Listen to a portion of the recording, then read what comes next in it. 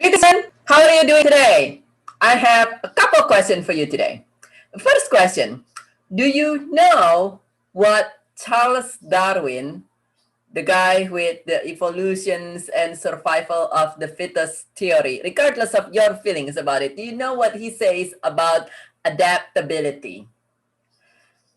Second question, do you know that adaptability is a skill? In other words, adaptability is something you can learn to improve and get better and better over time. And why would you want to be adaptable, you say? Well, because as Charles Darwin say, it is not the strongest that survive, nor the most intelligent that survive. It is one that's most adaptable to change.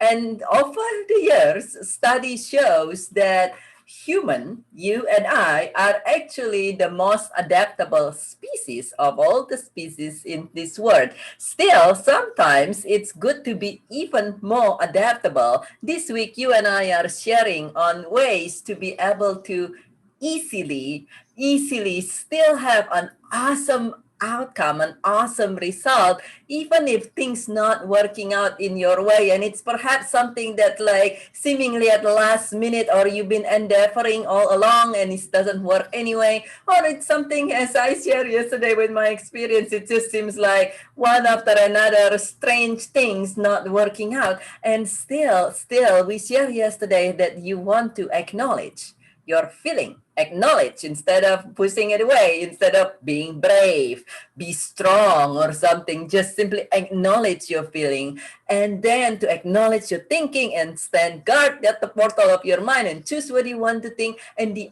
second thing that will allow you to a lot easier to be able to still have the result you want is to be adaptable, to adapt to the new thing. Now, many times you might have heard about people saying, yeah, you should be adaptable. You're like, great. I'm not one that particularly adjusts to things like that. Some people do, some don't. And there are actually a few things that can help you to be more adaptable and develop this skill, because this is actually a skill that one can develop over time. And a few things that help with you in if it's something that you said, I can be more adaptable. And I'm a very adaptable person. I over the years, particularly living in multiple different situations and so forth, and even without that, I'm very adaptable. And at the same time, being a very highly adaptable, I find that, and many of my clients who some are highly adaptable, find that it is a skill that beneficial for you and I to continue to improve and enhance and make better. And so what are some of the things? One, the most important things is to be able to not be attached. There's no way you're going to adapt to anything if you say this has been the way, or this is the way I want it to be, and it just must be this way. And I share with you the experience of my client yesterday who wanted a loved one in his life, and there was certain concept he just have in his life about this and that I eventually said, where do you get this concept? And he looked back at it from multiple different things, and I say, is this something really you even believe it must be this way, or this is just something people make you, because we live in a society, people make you believe that this is what is good for you, that this is how a woman's supposed to be, and so on and so forth. And you look at it, it's like, I don't even know how I end up with these concepts here, and so forth. And so that is one way to not be attached to what it is that you perhaps been attached for 30 years, which is his case. And also to not be attached to certain way of doing things.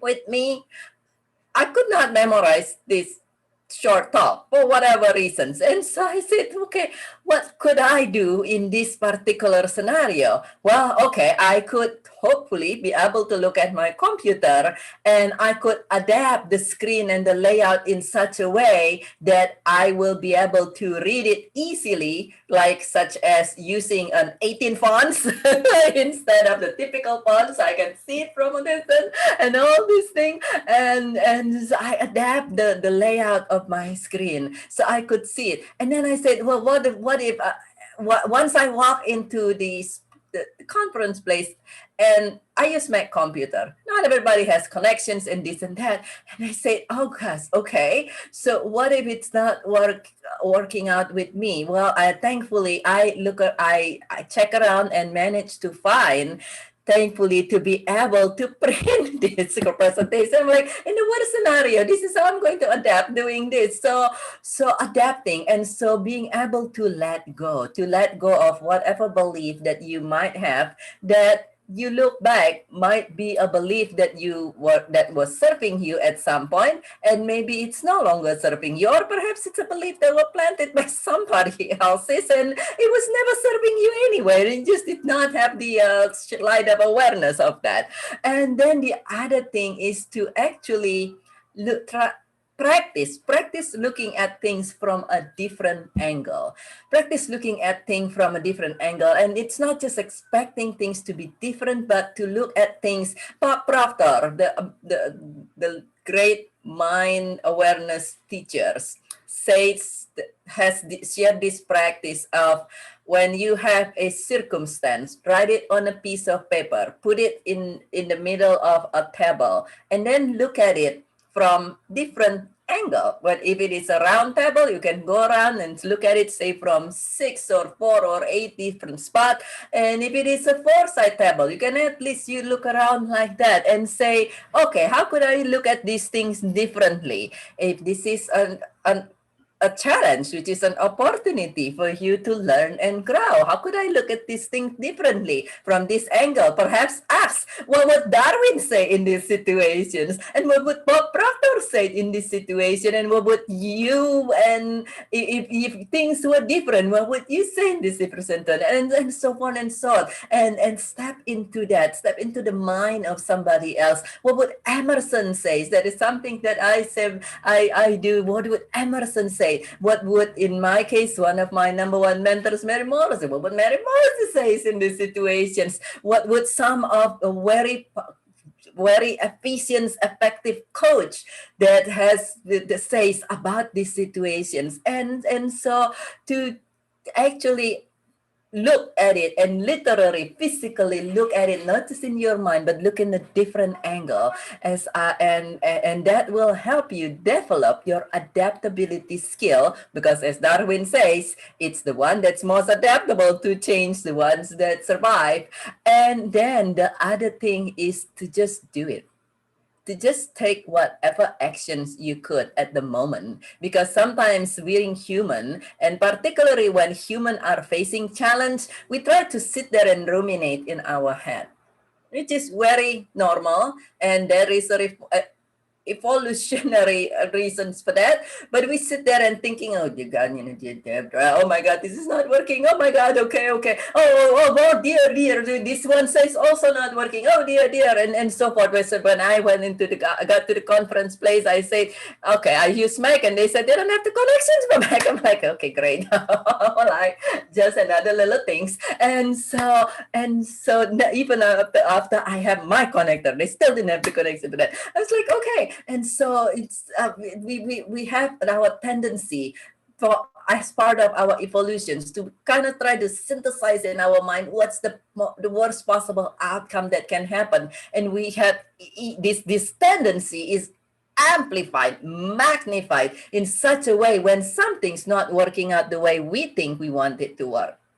And therefore, many times it caught us in these situations where we sit there and thinking about this, or what about if I do this, and this is already not working out, and then you kept spinning in your head, and keep spinning in your mind is not going to get you anywhere. So as my mentor, Mary Morrissey, said, do what you can with what you have, exactly where you are now. And so at the end of the day, that's the other very important skill of being adaptable, is you are given a set of circumstance, and it is up to you to choose what you want to think about it. It is also up to you what you want to do about it. Such as John Maxwell, the John Maxwell, who is a business leader, a pastor, and a speaker, says, when, let's say, you are on the boat and it's windy, the pessimist complains about the wind. The optimist expect it to change. The leader adjusts the sail. And so what would you choose to do with your sail if the wind's not going the way you want the wind to go and blow? What would you choose? You could choose to complain, to be worried, to get discouraged, say we're all going to drown.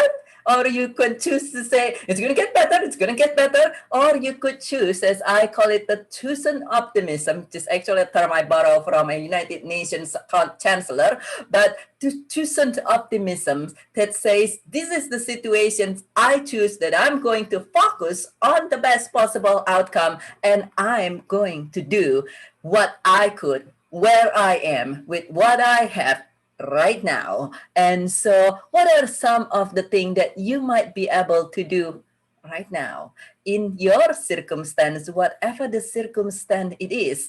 There are always something that you are able to do. If things not going 100% magnificent the way you love it, or it's going wonderful, but you know that somewhere in you said this could be even better still. What are some of the things? How could you possibly even better adapt? And then what are some of the things that you can still do, even if you are already adaptable the way I am, what you can still do to make you be even more adaptable, because that is a skill that will lead you to win, not just survive. The leaders and the winners are the one who are able to adapt to things as things change. And when you are able to do that quickly, as you train yourself and you can do it quickly on the spot, then things will flow a lot easier, because you say, well,